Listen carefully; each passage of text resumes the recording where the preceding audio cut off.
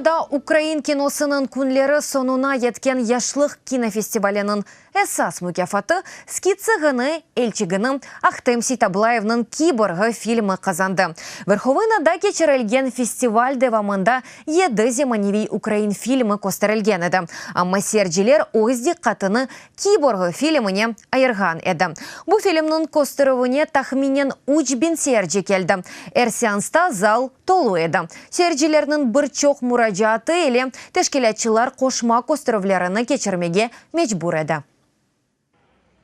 Ивано-Франкивск вилаятындагы Верховина касабасы 4 күнге Украин кинематографиясы мерkezine чыгарылды. Яшлык кинофестивалінде ерлі сәкенлерге якынлары ойнатуға чыққан фильмлер көстерілді.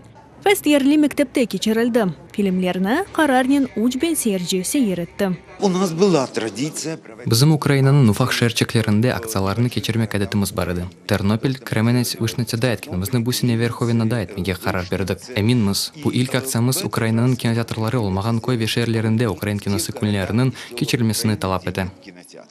Серджелерге еді Украин фильмі көстерілген еді. Кейбірге башқасының дуасы «Припутни», «Сторожевая застава», «Межа», «Червоный» ве «Дидзио», «Контрабас». Фильмлерні кинофестивалінде режиссер ве актерлар тағдым еткен еді. Главное, мы видим, что... Эсас көргеніміз, серджелер ағықатын Украин киносыны сағынған ве шымды кинотеатрларының да чоқ олмасы мұйым. Украина бойынша бұл фильмлерінің сейір етілмесі лазым.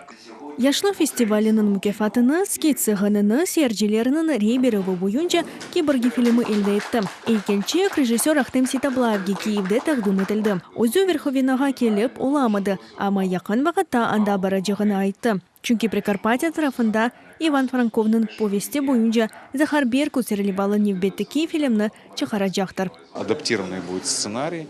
Uygunlaştırılgan ssenariy olacak.